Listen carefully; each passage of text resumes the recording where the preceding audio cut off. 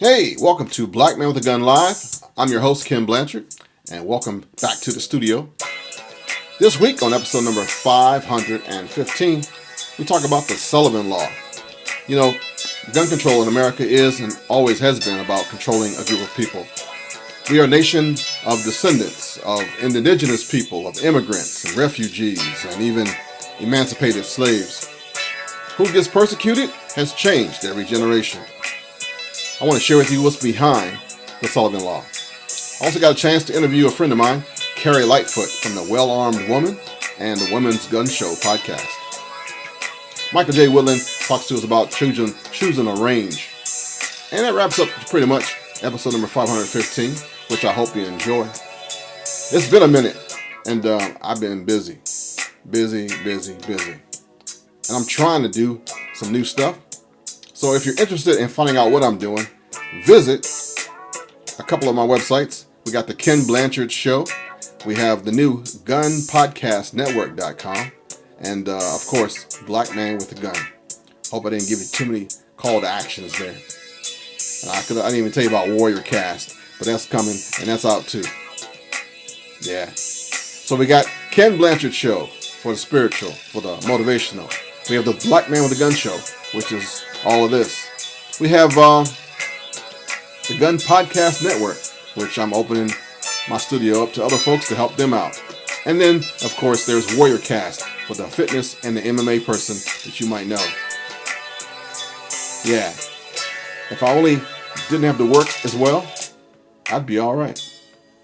Let me know what you're doing, how you're feeling, and if I can help you. My name is Ken Blanchard, and welcome to Black Man with a Gun Live. And here is episode number 515. It's up next. You've survived another week. Thank you for listening, downloading, and supporting the Black Man with a Gun Show. You know, gun control in America is and has always been about controlling a group of people. We are a nation and descendants of indigenous people, immigrants, refugees, and emancipated slaves. Who is and was persecuted changes every generation. This week, I want to share with you what was behind the Sullivan Law. I got an interview with Carrie Lightfoot of the Well-Armed Woman and the Women's Gun Show podcast. Michael Woodland talks about selecting a range for membership. This week on episode 515 of the Black Man with a Gun Show. This is the Conscientious weekly podcast that talks about firearms and things of interest to the gun community. Don't let the name scare you. This is the pro-fun, pro-gun show with history, commentary, news, interviews from all over America. Hi, my name is Ken Blanchard, and I've been a gun rights activist since 1991. And you just discovered the show with over 1.7 million downloads, with celebrity guests, new products, and good people making a difference. After John Wayne leads us in the Pledge of Allegiance, let's get this party started.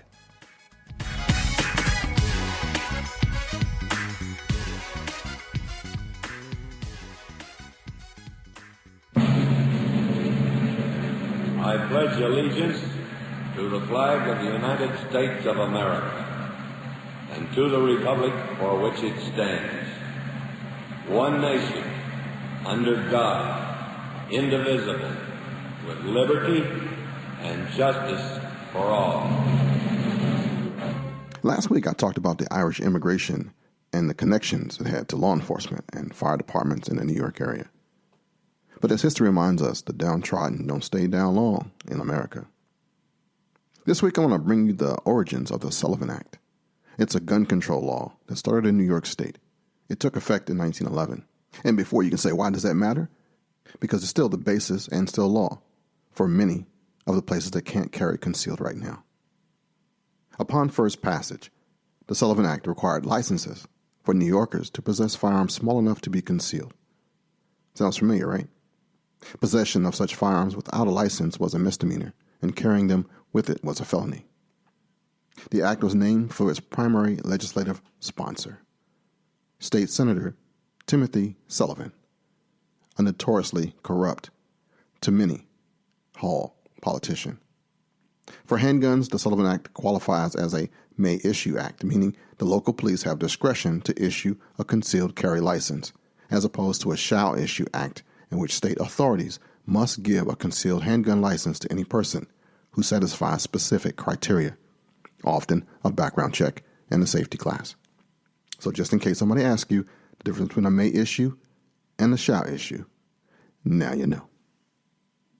So last week, the downtrodden were the Irish immigrants who came over from the Irish potato famine. But now, there's a rise of politicians. And with power comes corruption. Back then, there was a group called the Tammany Society, or Tammany Society. It was a democratic political organization in New York City, founded in 1789 as a fraternal benevolent society, and was run by men like Big Tim Sullivan. He was a master of street-level retail politics, reliably turning out voters by giving them free Christmas dinners and jobs on the city payroll.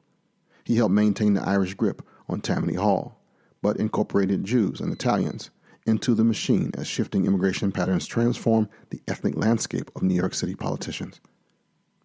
He clashed with the likes of Theodore Roosevelt, who viewed him as a relic of the old political machines, even though he supported gun control and women's right to vote. Timothy D. Sullivan, known as Big Tim or Big Fella, was one of the city's most powerful politicians in the first decade of the 20th century. His influence vastly greater than his formal titles as state assemblyman, congressman, state senator would suggest. I believe it is Penal Code number 400 in New York state law that talks about the Sullivan Act. And just like today, after a high-profile crime, laws will be enacted. Won't change anything, won't bring back that person who was murdered, but it happens anyway. On January 23rd, 1911, a novelist, a rich guy, David Graham Phillips, was shot by Fitzhugh Coyle Goldsborough in a brazen early afternoon attack on East 21st Street, today known as Gramercy Park North. After firing 6 shots, Goldsborough put the gun to his own temple and killed himself. Phillips survived until the next evening. A man by the name of George Petit Lebrun, who worked in the city's coroner's office, was moved to action. It is said in his autobiography, "I reasoned that the time had come to have legislation passed that would prevent the sale of pistols to irresponsible persons." In that vernacular of the day, he said, "There ought to be a law." He sent letters to prominent New Yorkers urging them for support for a law whereby a person having a revolver in his possession, either concealed or displayed, unless for some legitimate purpose, could be punished by a severe prison sentence, he told the New York Times in 1911. Then he went on to contact Big Tim Sullivan, the Tammany Hall boss. Sullivan had already been on record as pledging to introduce legislation that placed restriction on guns. He says, "The gun toter and the tough man, I don't want his vote," he said in his 1910 campaign. "There are a lot of good, law-abiding people on the Lower East Side. They don't like to have the red badge of shame waved over that part of the city. They have no sympathy for the tough men, the men who tote guns and use them far too frequently." But that was his pledge. The incident that actually happened was a mentally ill person, somebody we'd probably call paranoid schizophrenic today. In his diary, Goldsborough grumbled that the author was inhabiting his mind and reading his thoughts. Phillips was concerned enough to talk to police about the hostile notes that this guy sent, and the last one said, "This is your last day." But the writer did not alter his routine as he walked the few blocks from his Gramercy Park apartment to the Princeton Club where he was shot and killed. So let me recap something for you.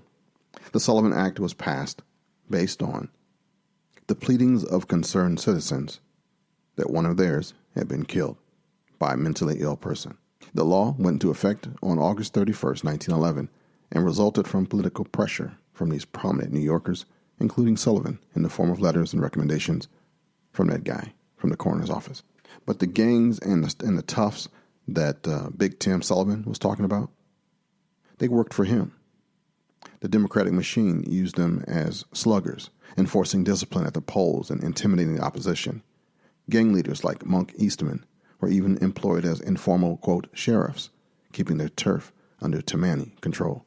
In addition to handguns, the Sullivan Act prohibits the possession or carrying of weapons such as brass knuckles, sandbags, blackjacks, bludgeons, or bombs, as well as possessing or carrying a dagger, dangerous knife, or razor, with the intent to use the same unlawfully, and violation of any of these prohibitions is a felony. In New York State, apart from New York City, the practices for issuance of concealed carry licenses vary from county to county. In New York City, the licensing authority is the police department, which rarely issues carry licenses to anybody except retired police officers, or those who can describe why the nature of their employment, for example, a diamond merchant who regularly carries gemstones, a district attorney who regularly prosecutes dangerous criminals, etc., requires carrying a concealed handgun. Critics of the law have alleged that New Yorkers with political affluence, wealth, and celebrity status appear to be issued licenses more liberally. Now, for all my brothers and sisters who have a concealed carry permit, let me tell you about those who do not. In the city of New York, the Big Apple, getting a handgun, just getting it, not even talking about the concealed carry permit, is a two-step process. First, applicants must obtain a license, which costs $340, and this was back in 2011. It might have changed. It takes about 12 weeks to process. This is good for 3 years and requires a background check by the New York Police Department. In addition, fingerprinting costs about $100. Those who pass this hurdle must then get a purchase authorization from the police for the particular weapon they intend to buy.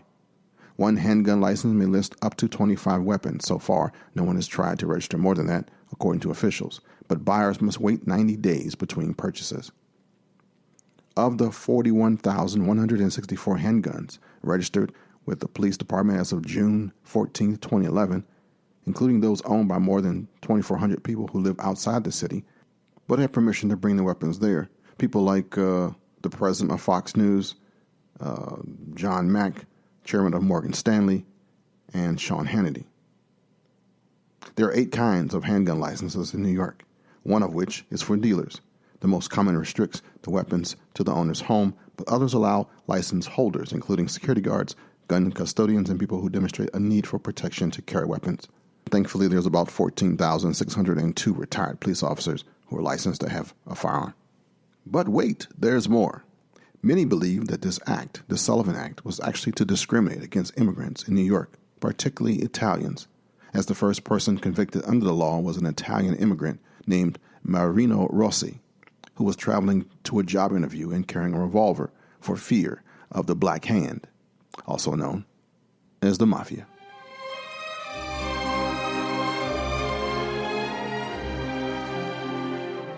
At his sentencing, the judge declared, quote, "It is unfortunate that this is the custom with you and your kind, and that fact, combined with your irascible nature, furnishes much of the criminal business in this country." Prior to Marino's arrest, others had been arrested under the new law but were released without charges.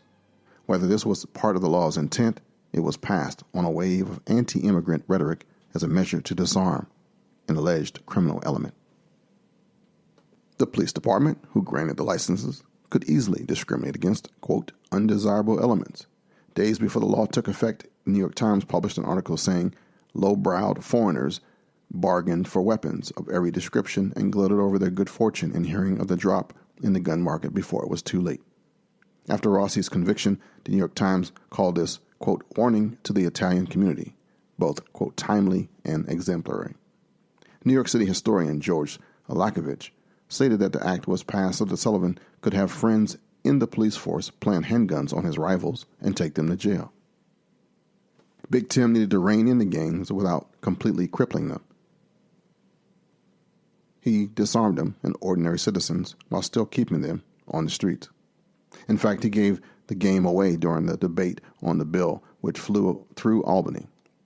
He said, "I want to make it so that young thugs in my district will get 3 years for carrying dangerous weapons instead of getting a sentence in the electric chair a year from now." Sullivan knew that gangs would flout the law, but appearances were more important than results. And that, my friends, is the real deal about gun control and laws. Appearances are more important than results.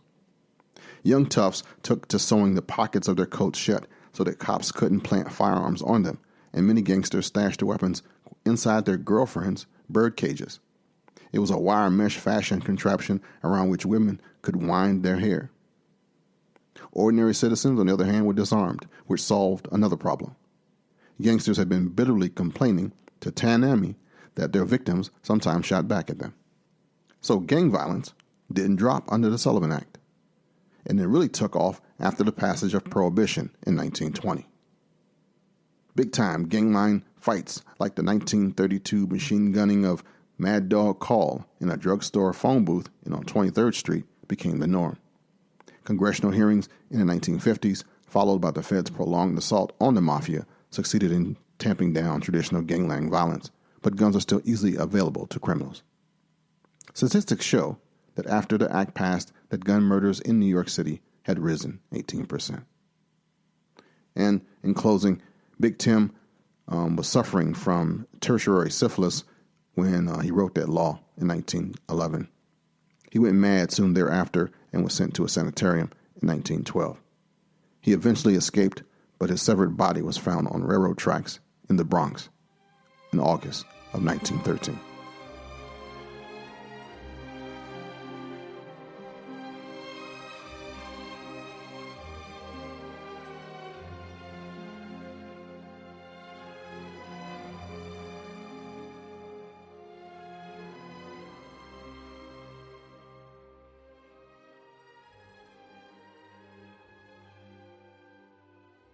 Being an armed citizen means having a gun with you all the time. Carrying a firearm every day requires a holster that is both concealable and comfortable. Whether you choose our Super Tuck Deluxe or Mini Tuck, you'll have the confidence that comes from being discreetly and comfortably armed, prepared to face unforeseen dangers. Crossbreed holsters are handmade in the USA, come with a lifetime warranty, and a 2-week try-it-free guarantee.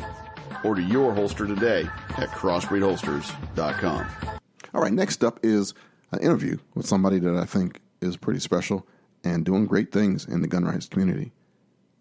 Like her and others, I don't talk to them or share them as much as I should. So I'm going to try to do that, just amplify the heroes within our group, the people who do things, and that's always a good thing.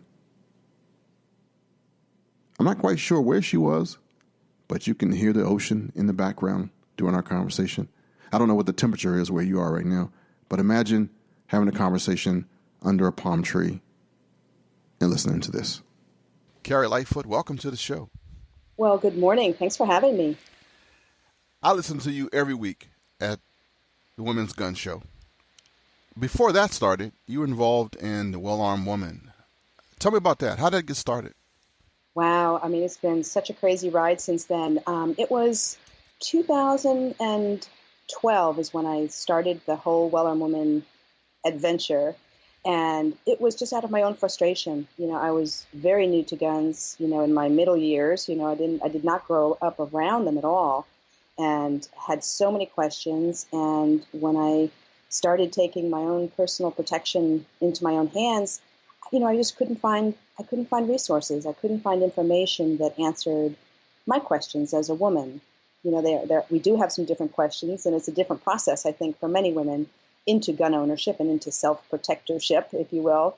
And so it was not finding what I needed that, caused me to say, you know what, I can't be the only one, and somebody needs to do something. So I just said, I'll do it. So I started the Well-Armed Woman website in January of 2012.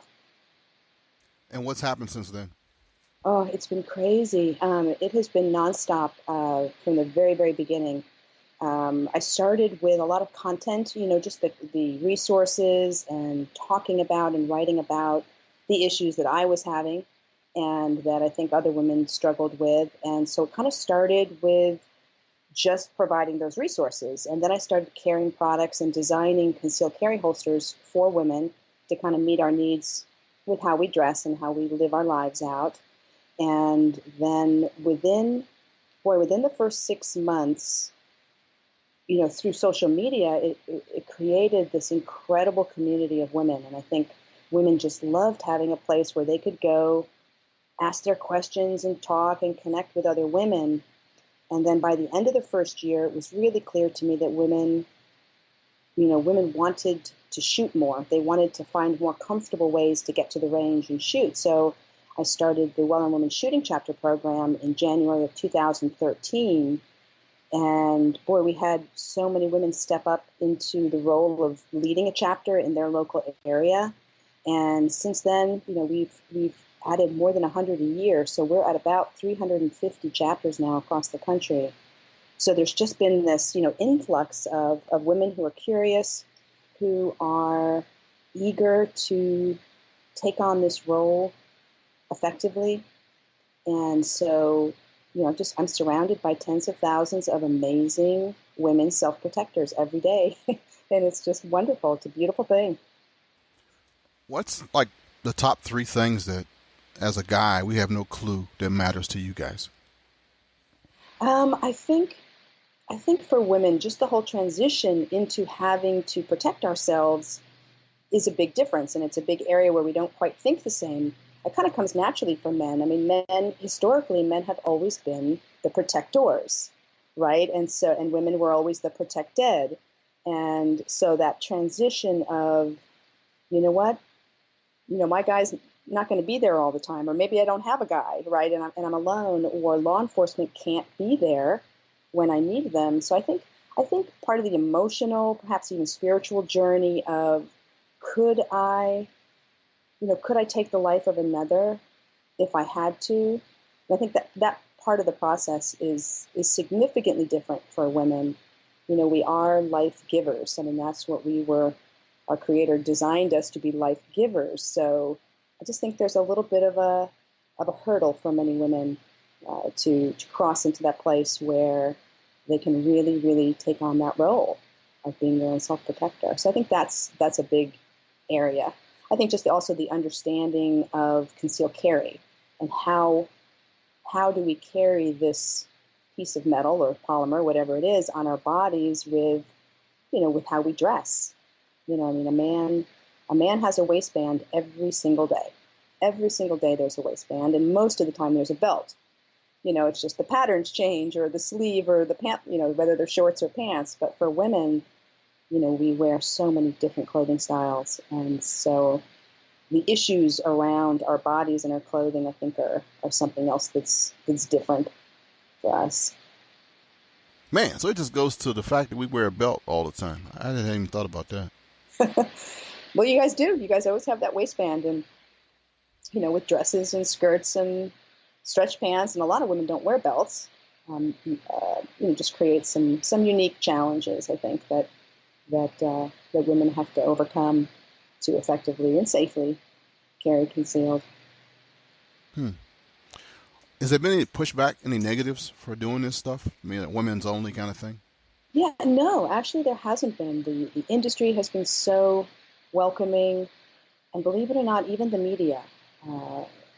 There's kind of this fascination of women and guns, and through the program, of chapter program, and just the company itself, we do get a lot of media attention.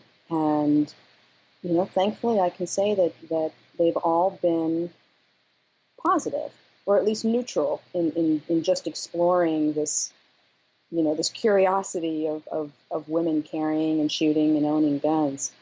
So we've had very, very little. I think I had one crazy kind of come after me, but for 4 years, that's not too bad in this industry. I feel pretty blessed to not have dealing with a lot of negative. And you meant by crazy, a woman or a stalker? No, more like a stalker. Yeah, somebody who thought I should use my firearm on myself instead of training women to use one, but with no harm done. Wow. I can handle it. So with go ahead. All these chapters, what are you guys teaching? A variety of things. We really look at self-defense kind of holistically. So we cover, everything from unarmed self-defense, through the proper usage, shooting, storage of a firearm. We have a different topic each month. So the ladies will meet and they'll discuss that in the classroom.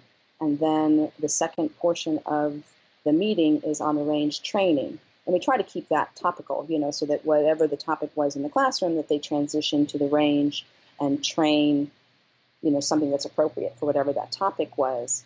But, we cover really anything that women have questions about. just to, we have great guests that come in. We'll have law enforcement come in or a lawyer. So the local laws is always a very popular and important topic for them.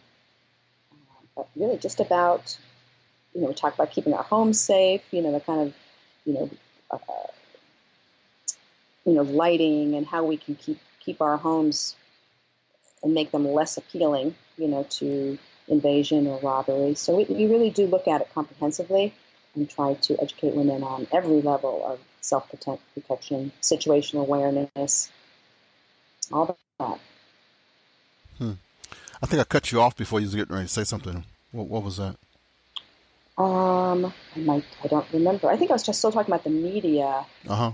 And I think that because our focus at the Well and Women is self-protection, that's one of those areas where it's difficult for the press or perhaps even politicians or anti-gunners to kind of come up against that, because nobody wants to be telling a woman she can't protect herself or she doesn't have the right to protect herself. So I think because of the nature of what we do, in a way, I think that kind of shields us a little bit from some of the more typical, very negative media attention that firearms can bring. Are there firearms that are like no-goes for you guys that you just will never look at? No. I mean, I think we try to introduce the ladies to all different platforms. ARs are becoming really, really, really popular with women, and they're loving them, and shotguns, and we're doing some long range. So we're trying to introduce them to all the different disciplines, because what happens is most women, once they start shooting, and primarily they kind of come in with a handgun in mind, for that concealed carry kind of self-protection. But once they get introduced into the other platforms, they love it. And so many will move into hunting, or they'll move into competitive shooting or skeet, and things like that, which is great. They're very open to learning about all different types of firearms. Have you guys stepped on anybody else's toes? I mean, there's a whole bunch of folks trying to do the exact same thing, maybe. I mean, we could. I mean, I don't, I'm just a workhorse. So I'm all about working and getting things done. So my focus is always on what we're doing and how we can do it better. So I don't really pay that much attention to what others are doing. I'm very, the more women are shooting, the better. So I don't look at anything or what anyone else is doing as competition, because it isn't, because we're all working on the same thing, and the more women are shooting, the better. So if there's other groups out there or other, programming, then let's get them into that. So we work closely with a lot of the other, like the NSSF and NRA, USCCA, just to help move women into all the programming that they can get into.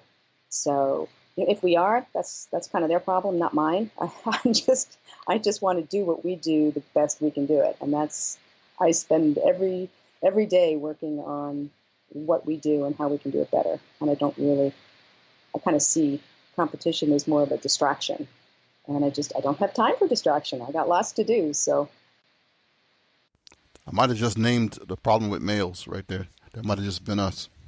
Yeah, maybe. Oh, I'm sure there's some in the women's world, but yeah, there's that phrase alpha male. I don't think I hear alpha female that often.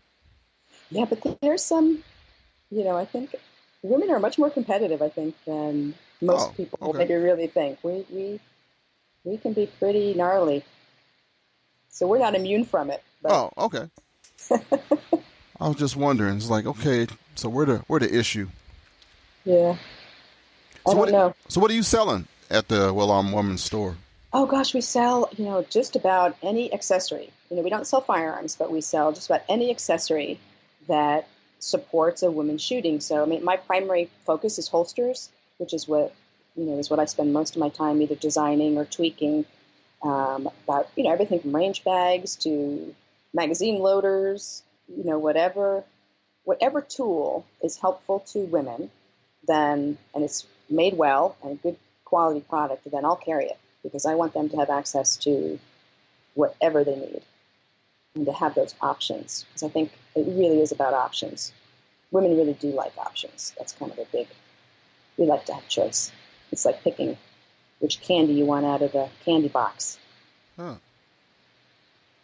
So my mind went straight to yoga pants versus versus a belt. So we don't have to think about that. The how are you carrying? Well, you're carrying differently depending on how you're dressed and then what you're doing, right? You do. I mean, women do tend to utilize more than one holster. I mean, I think it's important that the more regular we can be, the better, because we don't have to worry about where the firearm is. So ideally, we find one or two locations and we stick with those, because if you're carrying in 5 different locations, you have to train for all of that, and on the spot, you don't have that time to figure out, oh, where am I carrying today? Where is it today? So we want to minimize that, but clearly, just because of our clothing styles, we have to have some different options. I mean, I'm a big believer, and we train all of our instructors and all of our members that on the body is best. And if they can, we work to solve the waistband problem. So if they're not wearing a belt, we still try to find a concealed carry solution that is in that, I call it the sweet zone, that sweet spot around our middle, just because of having the great access to the firearm if we need it quickly. So I really see that as the task for all women, is to find a concealed carry solution that is in that zone. And then it's when that doesn't work that we then move to maybe more deeper concealed locations, or, even lastly would be an off-body choice, like a concealed carry purse. Oh, all right. But I see that as kind of the option when that sweet spot, zone is not possible. Motherhood, how does that jump into it? Boy, it does. I was talking earlier about how women are life givers. With that, when we give the life, then we change. There's that fierce protection of our children. And interestingly, there are many women that will have no difficulty protecting their cub, right? They have no difficulty. It's like, boy, anyone wants to mess with my child, then forget it. But for some, it's different when it's them, which is really interesting. I think that's one of those places where women have to really process and be thoughtful and work through the emotional side of that. But having children can really trigger the desire to own and shoot and carry a firearm, because now they have this child, this precious child that they want to protect. And so that can be what causes a woman to start thinking about her own self-protection, is the birth of a child. Carry options while pregnant, or does that ever come up in you guys' stuff? Oh, it does. It's a big topic. Actually, Barbara Baird, Women's Outdoor News, and myself put together a 3-part resource for pre-pregnancy, pregnancy, and post-pregnancy on dealing with the issues surrounding, health issues or concerns and concealed carry. Actually, the belly band is one of the most popular holsters for women that are pregnant, because they can kind of wear it low under their growing belly, and it kind of provides a little support, and it's actually really comfortable. So that's pretty common. But there's usually a lot of questions and challenges. Obviously, as your body's changing, that changes everything. Cross draw doesn't work too well when you've got a big baby belly to reach around. So some adjustments do need to be made. And then the health issues, the exposure to lead and things like that. You really want to minimize that during pregnancy. How about age for you guys? Is it a young person's group, or are you guys middle age, or you're seniors, or where are you guys at in this whole scale? Great question. I mean, we cover the full spectrum of ages. So we have, college age women, and we have women that are in their 80s. I think our oldest member, is 87 years old. And so we really speak to all women. The majority of our customers and our members probably fall in that 35 to 60 range. It's probably the biggest bulk. But we do have, many, many women on both sides of that. I actually just one of the things that we do is we certify and train female instructors, and we train them to teach to the differences between men and women. And we just had a class up in Gunsight a few weeks ago, and we had a 71-year-old woman who came through the program, and she's now a certified instructor. So to see mature women like that kind of taking on the firearms industry and taking on the training of women, so seriously and so passionately is really a cool thing to see. I think it really impresses me to see women, especially when they're a little more older, kind of step in and say, "Hey, I'm gonna make a difference. I'm gonna start a new career at 71." I just think that's pretty cool. Training wise, where are you guys getting it from? What do you mean, the training for the instructors? We do both. We use the NRA instructor certifications. And so we do one course that is the NRA pistol and the NRA personal protection in the home. Again, because our primary focus is personal protection. So that's a natural fit. And then we do the Well-Armed Woman certification, which is the whole differences in how you teach women differently. So that's one kind of package. And we're now working with the USCCA and incorporating their instructor program. And so we'll be offering both of those. That's pretty cool. Yeah. What's the website and the stuff that you can get information about you guys at? The website is thewellarmedwoman.com, and that really is the hub. So you can get everywhere from there. You can get to the chapter program, you can get to all the products and the content. And one of the new things that I've added that I love is reviews written by women. So we have this whole area that is literally hundreds of handgun reviews that are written by regular women. I mean, women like me and, regular everyday women who share what they like, what they don't like about their, the firearms that they have. And it's a really great resource because so many women, all of us, but women first because that's my world, really struggle with that decision of which gun is the right gun for me. How do I know which gun, right? Such a big question. And so those reviews are just awesome. They're really helpful. So that's a new thing that we've started. And then social media, we're everywhere. Our Facebook page is outstanding. We've got tons of amazing women who share and post, and there's always a great dialogue going on there. So that's a great place to connect with other women as well as the Facebook page. What's been some of the high points of your journey that happened because you started doing this stuff? Oh boy, I have to say one of the greatest highlights is, which I didn't expect. I don't know why I didn't expect it or why I didn't know it was coming, is on the emotional side, seeing and hearing and meeting women whose lives have been transformed. It is just one of the most beautiful things to see, is to see a woman kind of take control of her own self-protection. And, we have women who share the stories of how what they've learned at the Well-Armed Woman saved their life. I mean, and I didn't know how much that was going to affect me. I mean, I'm actually getting emotional just talking about it because it's just so significant to see a woman just kind of change like that and transform into really a confident self-protector. And, sadly, so many women are victims or have been victims, of violence or abuse, or someone very close to them has suffered through, and to see them kind of overcome their own fears and survive, to take their survival and then go farther with that and empower themselves. That's been one of the absolute greatest joys. And I am so grateful that I get to be a witness to it, that I get to see it and be a part of it, because it's really an incredible thing. And I think secondly, I would say the people that I've met in this industry. I mean, I came from New York. I came from an art background. I was in the art business, and I worked in the ministry with the homeless. And so coming into the gun culture was foreign to me. And I was in my late 40s at that time. The people in this industry are just the most amazing people. So I've made some of the best friends of my life, in these last few years.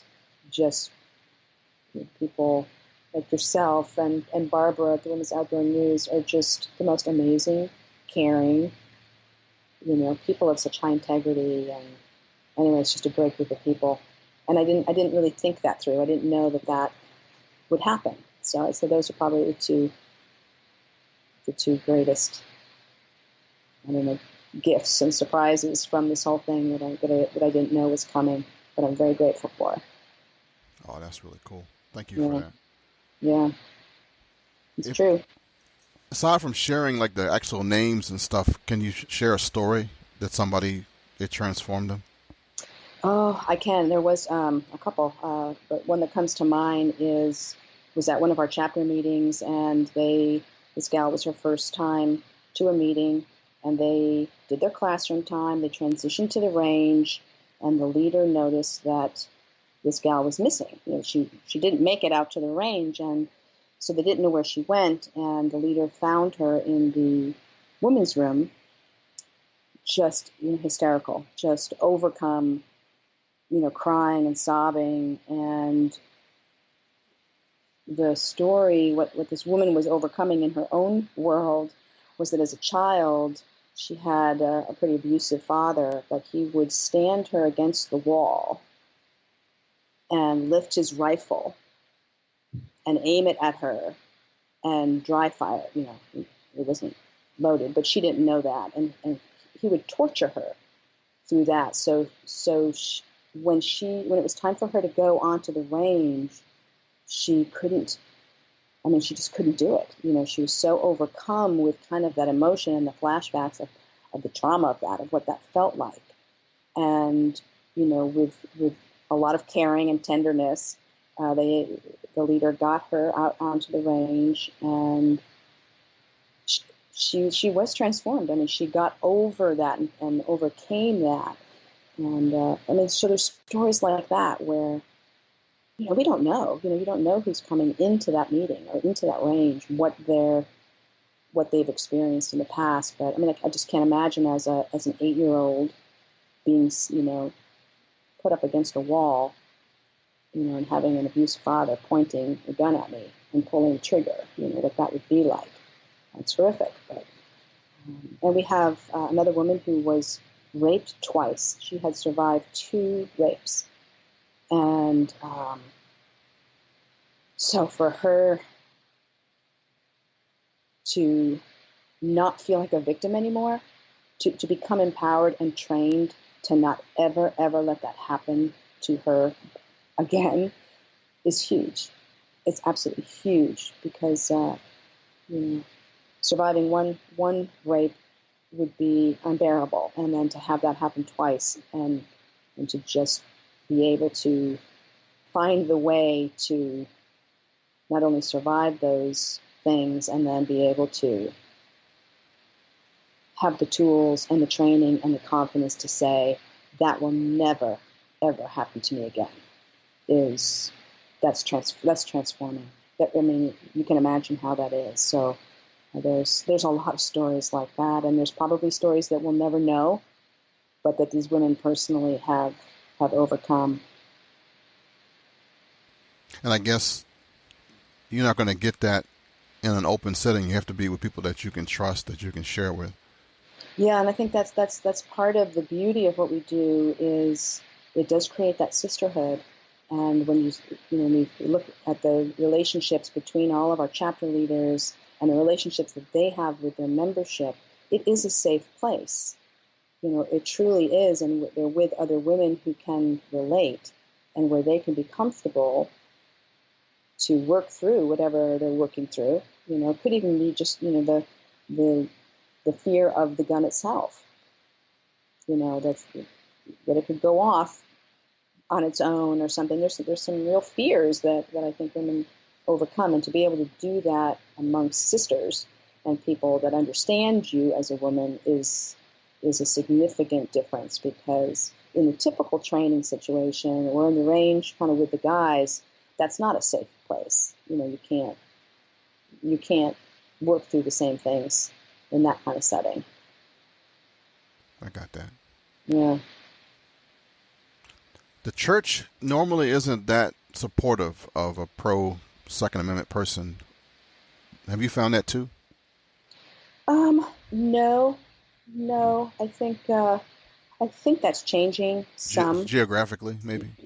Maybe it might be because I'm in the Southwest, and so it's a little more common, But where you are, I'm sure that maybe that is a lot tougher of a challenge. But I think as shepherds, we're stewards of everything we're given, and that includes our lives and our bodies. And I'm a believer that it is our duty to protect ourselves. And there's the thou shalt not kill, and really what that is thou shalt not murder. And I think that's different. And I think that on the spiritual level, I think that a lot of people, there's a little bit of confusion maybe in the church in understanding what the role is as shepherds, of the flock. And are you familiar with the sheepdog seminars, Ken? Mm-hmm. Yeah, so I mean that program is a phenomenal program. Have you ever been to one of their seminars? No. Yeah, and that's part of what they do is educate the church on how to best protect their flock. And it may or may not be firearms. It may just be situational awareness, and you have another action plan. But working with churches to provide the security in their houses of worship, because churches are targets too. So that's the one done by Mr. Grossman, right? Yes. Actually, I just heard from him yesterday. He's going to be attending our National Leadership Conference and putting on a seminar for all of our chapter leaders and our instructors this fall. So I'm really, really excited about that. The Women's Gun Show is pretty new, but you guys are doing great. What do you think so far? Oh, I love it. And it was funny. I was the reluctant one because Barbara had asked. I'm like, no, I don't know. I don't know if I want to do it. And now it is my favorite thing to do. So I absolutely love it. I hope the listeners love it as much as we do. But we really enjoy it, and we get to talk with some great people and hit on some important topics and things. I hope listeners enjoy it. I thoroughly do, and I love working with Barbara. I love working with you. You make us sound good all the time, and but I'm having a blast. Oh, good stuff. Thank you. Mm-hmm. The Well-Armed Woman, Carrie Lightfoot. How can we find you online? You can find me at thewellarmedwoman.com. And the Shooting Chapter program is a 501c3 nonprofit. So that has its own website, which is twawshootingchapters.org. But again, everything you can get everywhere from the Well-Armed Woman website. And then on Facebook and Twitter, and I'm everywhere. LinkedIn, Instagram, Pinterest. We're everywhere. You can't get away from us, Ken. We're everywhere. Good stuff. Thank you, my sister. Anything that I didn't ask you that I should have threw in here before I let you go? Oh, I don't think so. I'm just grateful. I'm just so grateful to all the women out there who are kind of breaking down some barriers and changing the industry and bringing women to a whole new level of respect and honor in the industry. And I'm just thrilled to be a part of it every day. I'm a very, very blessed woman, and just keep it coming. All right, good deal. Carrie Lightfoot from The Well-Armed Woman. Thank you for being a part of the show this week. You bet. Thank you, Ken. Hi. I want to invite you to consider supporting this podcast created especially for you with a monthly donation. Every little bit helps, and with your support, our friend and brother from another mother can go on and grow this show even better. To pledge your support, go to patreon.com/blackmanwithagun. Thank you. And Michael, it's your turn, brother. Thank you, Ken, and welcome to another Tips and Review segment. I am Michael Woodland of m-wtactical.com, and today we're going to discuss selecting a range for your enjoyment.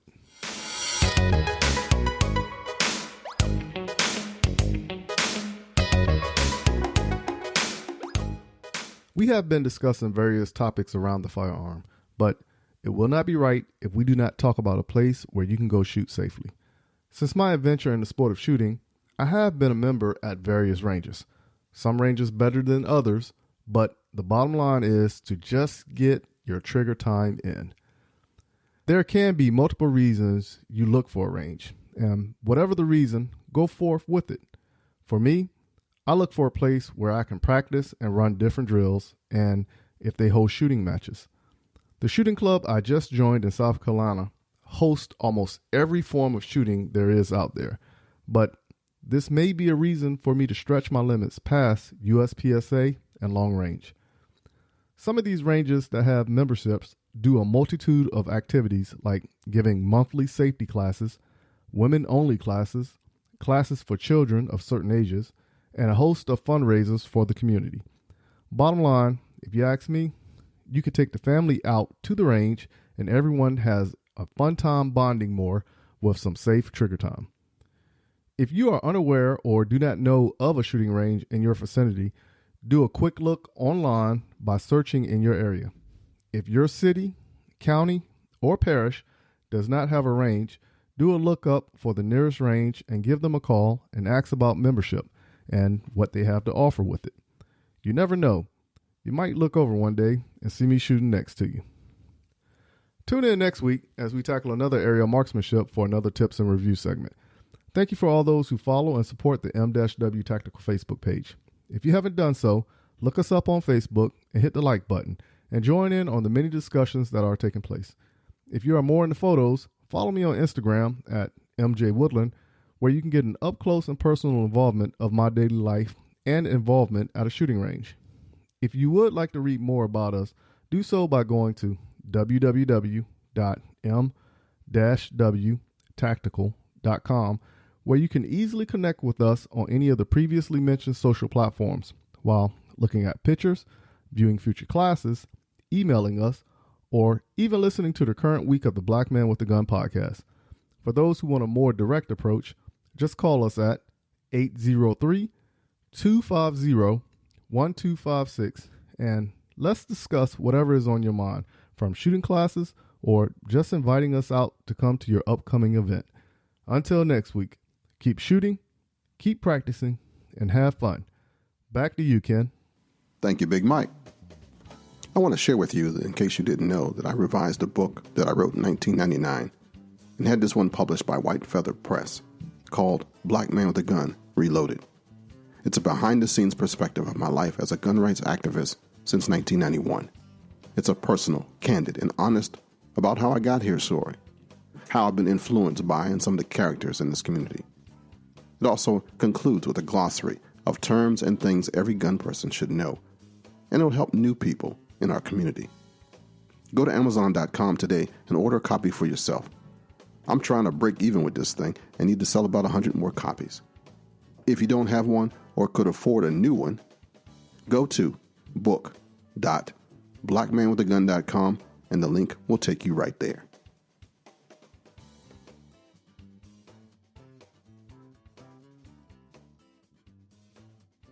Today is one of those days where I wish I could restore myself to the factory settings. Well, that's it for this week. I want to thank you for joining me, and if you liked what you heard, please tell somebody. Dr. Martin Luther King said, "We've learned to fly the air like birds. We've learned to swim the seas like fish. And yet we haven't learned to walk the earth as brothers and sisters." Until next week, just in case nobody has told you this today, I love you, and there's not a darn thing you can do about it. Shalom, baby.